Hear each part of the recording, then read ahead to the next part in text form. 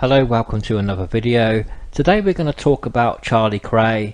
It's hard to do a timeline of Charlie because he seems to have floated in and out of things, and there was long periods of time where he just wasn't on the radar, and it's hard to know how much he was involved in things with the twins. Charlie does get pushed to the side a bit when people talk of the twins, but he was very instrumental in lots of things that went on with them, and I feel he is more important than he seems to be. Although the twins often fell out with Charlie throughout their lives, I do believe that they loved him as a brother and they looked up to him. Charlie was, of course, the older of the brothers. Charlie Kray seems to have straddled a villainous life along with a straight life. Growing up, Charlie worked with his father in the wardrobe business. This was also called going out on the knocker. That was where they would knock on doors looking for second-hand clothes to buy, amongst other things. This type of business was quite good and profitable in them days. People didn't have much, especially in the East End, so things were easy to sell if you sold them cheap enough. Charlie and his father would often go out of town to do this. I think the twins also went on some occasions. Growing up, Charlie was a keen boxer and did turn professional. He started boxing when he was in the army at welterweight. His boxing record was 10 wins, 1 draw and 6 losses, 3 wins coming by the way of knockout. In his last fight, which he lost, it was at the Royal Albert Hall, where all 3 Cray brothers fought on the same bill. Ronnie lost and Reg won. Charlie actually got the twins into boxing at an early age, and he set up a gym for them at their home at 178 Valence Road in an upstairs bedroom. There was a fantastic amount of kids in the area who got great pleasure going into the Cray's gym, which was a bedroom. They would put up a punch bag and a ball, and Charlie taught them how to box. In 1948, Charlie married Doris Moore, also known as Dolly.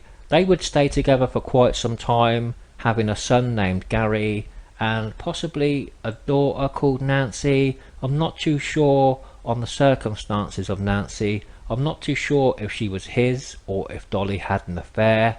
Affairs were quite prominent in Charlie Kray's life, but I think it might have mainly been him rather than Dolly. I do think it was a regular thing with Charlie. He was a good looking man, he had a weak spot for the ladies, he was known as a ladies man, and this would pretty much stick with him throughout his life. Charlie was heavily involved with the setting up of the Double R Club in Bow in 1957. Without Charlie, I think it would have been more difficult for Reg to set it up. He did have to rely on having a partnership with Charlie to get things up and running. Charlie seems to have stayed more in the background in the Double R Club days. I think he often manned the bar. It's quite difficult to talk about Charlie in the twins' lives. He seems to have popped in and out of the story. Charlie does seem to have been in the background a lot, but the twins always seem to turn to him in their hour of need. You will have to forgive me if I miss out some things. I do a lot of these videos on memory of things I've read in the past. I'm not sat on a wealth of Cray books. I actually own 2, Crayology and Laurie O'Leary's book on Ronnie Cray. I find it a bit tedious looking at a book for information and then typing it out. Obviously I try and do a bit of research, but most of the time I do just go by remembering what I've read in the past, so I will miss some things. I'm not sure what part Charlie played, if any, in acquiring Esmeralda's barn or the Kentucky. The twins did have Leslie Payne around at that time, but it's possible that Charlie was involved in some way, possibly going to meetings. Charlie was an intelligent man, and I'm sure he would have been handy to have in any business meetings. The next big thing that I can think of that Charlie was involved in would have been the Enugu Project that the twins got involved in the early 1960s. The Enugu Project was, as you may know, it involved building of homes and a shopping centre in Enugu in Africa. I think that was in Nigeria. I think this project pleased the twins because the Richardsons, well, Charlie Richardson was involved in mining in Africa, so I think the twins having something out there would have pleased Ron especially. Lord Boothby was asked if he fancied coming in on the project, but he declined Ron's offer. This meeting with Boothby, however, did kick off Boothby's involvement with the twins, especially Ronnie. The twins did go to Nigeria. Reggie went once and Ronnie went twice. I think once was enough for Reg. Charlie also went out there with Leslie Payne and another man called Freddie Gore. Freddie Gore, I believe, was brought in to do similar things that Leslie Payne was hired to do, like the business side of things. I think he was a friend of Leslie Payne's. Here is a picture of Leslie Payne and Freddie Gore in Enugu with Ronnie Cray. Gore is on the far left and Payne is stood next to Ronnie. Things did end up going sour with the Enugu Project, which saw Leslie Payne and Freddie Gore being imprisoned out there until they gave some of the money back which they took for the project. The project did stall and the Nigerians wanted any money back that they had put into the project. There was quite a bit of cash handed over, but this was long spent, I think, by the twins. There is conflicting stories that Charlie was imprisoned also, but I'm not too sure about this. Some books have said he was, and some books have said he wasn't. One thing is for sure, is that Charlie did have to sort things out in Africa and get the money sorted to pay people back for the Enugu Project, to be able to free whoever was in prison, which I'm sure was just Gore and Payne. According to firm member Mickey Fawcett, Reg scrambled around to raise funds for this, and then it was sent off to Africa to free the men, who made a hasty retreat back to London. This was the end of the Enugu Project. I'm not sure if the twins made any money out of this or if they lost money. It was certainly a bit of a balls up. In the 1960s, Charlie did also have a business called the Charlie Kray Agency. I think Charlie was in this along with Sammy Lederman, who was an associate of the twins. I think also long-time friend Laurie O'Leary was involved in this. The agency basically got stars booked for appearances in clubs. I think a lot of stars from the States made their way over through that agency. People like Billy Daniels. It's a song that's carried us all over the world. We know you know it, so here it is. That old black magic. And tap dancing brothers, the Clark brothers.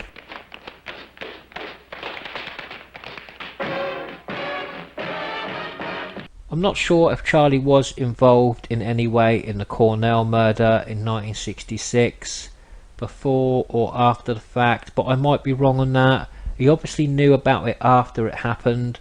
It's reasonable to think he might have took some part in things after the fact. Charlie was a good friend of Freddie Foreman. The twins were too, but I think Charlie was closer to Freddie. Freddie did, by his own account, try to keep silence on the Cornell killing with some of the witnesses that were in the pub, so it wouldn't be unreasonable to think that Charlie was involved in cleaning things up after the murder. We do know that Charlie was at least involved in the plot to get rid of Frank Mitchell. This is according to firm member Albert Donahue. Charlie was apparently present at the meeting with Ron and Freddie Foreman to discuss the plot to get rid of Mitchell. It was a plot between Charlie, Reggie, Freddie Foreman. I was present in the house, but not in the room. There was another guy, the guy who owned the house. And then they came out. Charlie came to me. He said, "I want you to meet Freddie, Canning Town Bridge. Make arrangements to get Mitchell out of the flat, because he trusted me, because I got him off the moor. So I was used to get him out of the flat, separate him from the girl. Telling me he's going to the country to have Christmas with Ronnie. And Ronnie don't want any women running around the place." I really don't know what other part Charlie Kray played in the Mitchell escape or murder. It's hard to pin down things clearly that Charlie was involved in, and if he was involved, what involvement. Like I said earlier, he seems to straddle the criminal world while appearing quite straight. I think a lot of people see Charlie Kray as innocent and that his brothers were the bad ones, but I don't think that is fully the case. Charlie does seem to go under the radar a lot.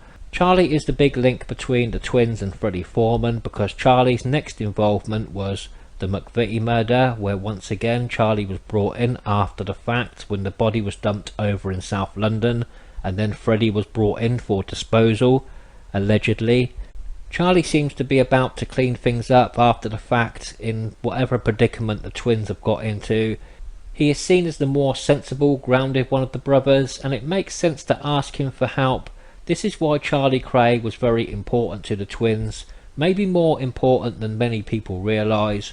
Charlie is seen as the mainly straight one of the brothers, and maybe he is when compared to the villainy of the twins, but he did play an important role after the fact in a lot of the twins' goings on, especially the murders, well, 2 of the murders that we know of, and he possibly was involved in the Cornell murder after the fact in some way, but I'm not sure about that. I can't think of too much else that Charlie Kray was involved in the 1960s. I will touch on Bobby Teal's claims that Charlie Kray was a rapist and that he raped Bobby's brother David's wife Christine. Christine later killed herself. I don't know Charlie Kray, I only know about him from what I've read and how he comes across in interviews, but to me he doesn't seem like a rapist. People who did know him and speak about him always say what a nice man he was. I can't sit here and just dismiss these claims though, and I'm sure there are many sex offenders that come across as nice men or nice women, and then people are shocked to find out that they were sex offenders. I don't know why Christine Teal took her own life. I don't know anything about her or the Teals apart from the book that I read that they brought out. Going by what other people have said about Charlie Kray who knew him, I don't think I can believe Bobby Teal or his brothers David and Alfie. It is possible that Charlie Kray did rape Christine, of course it is, but I just don't see it. It's easy to say things about people when they're dead and they can't defend themselves. We get it all the time with the twins. It's just easy to say things, but why say it when they're dead, you know? So I don't believe that Charlie Kray was a rapist, just like I don't believe the twins were involved in child sex abuse. But could these things be true? Yes, of course they could, but I would like to see evidence or more people coming forward, not just believing 3 blokes who lived a good life with the Krays and then gave evidence against them and then wrote a book. Charlie Kray was arrested in 1968 along with the twins and some of the firm. The 34-year-old ex-boxer twins, Reginald and Ronald, came here early this morning with flying squad officers, and they're still here. They were in bed when the squad called at their home in Shoreditch at about 6 o'clock this morning. Later, their older brother Charles came here also with police. He was eventually put on trial and he was sentenced to 10 years for being an accessory in the murder of Jack McVitie. Charlie was released in 1975. I think not long after this him and Dolly split up. I might be wrong, but I think she might have been having an affair with a fellow villain called George Ince. I can't say if this was while Charlie was inside or not. I wouldn't like to say that in case I was wrong. Charlie wrote a book, Me and My Brothers, in 1976 where he wrote about things with the twins. I have read it, but well over 15 years ago, so I can't really comment on what was said in it, but I think it's a book I would like to read again. I think there is an updated version that Charlie wrote before his death. Charlie kind of carried the flame for the twins while they were in prison, giving many interviews to the media about the twins needing to be released. Final point, gentlemen, we're coming to the end here. Final point, Charlie Kray. Do you think you will ever see your brothers Well, I hope into this so, and pub I again? think I should, because Hess was in once years ago and he's supposed to kill thousands of people. But when he was in many years, everyone all over the war was crying, why did they hold this man? It's ridiculous, and that's the same thing with the twins. Why should they be different to anyone else? Never. He also attended many charity events in his later years and became quite a celebrity and got the nickname Champagne Charlie.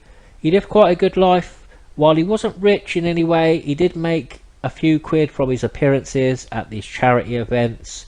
He certainly dined out for free on stories of his more infamous brothers. He was involved in the 1990 film The Krays as technical advisor, I believe.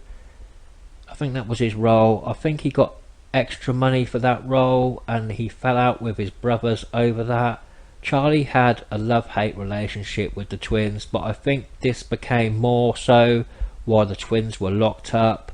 I think in the end they separated their business dealings from Charlie, but like I said at the start of the video, despite falling out with Charlie a lot, I do believe that they did love him and did respect him and looked up to him.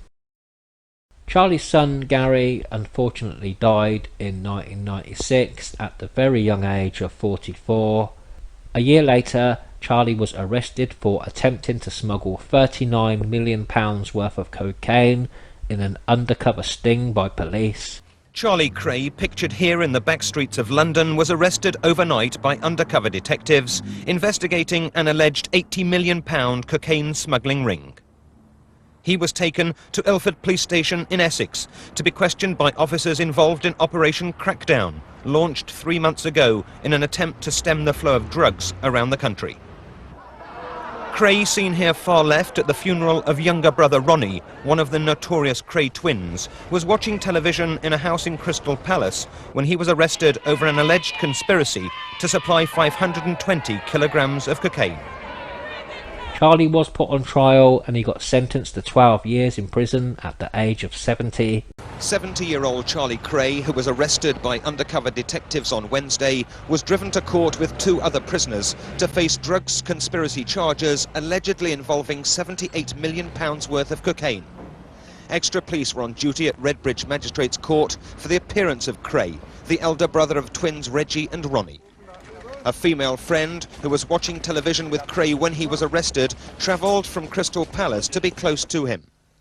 Cray, along with builder Ronald Field and electrician Robert Gould, was charged with supplying 2 kilos of cocaine worth £300,000 and conspiracy to supply 520 kilos of the drug. To be honest, I don't know too much about this case, but it does seem like it was a setup for poor Charlie. Maybe he had 1 or 2 many drinks and said things he shouldn't have. Like I said, I really don't know too much about the case, so I can't really speak on it. He was in poor health during his sentence though, and he died on the 4th of April 2000. Reg did visit Charlie. Charlie was in Parkhurst at the time, and I think Reg would have been in Wayland at this stage.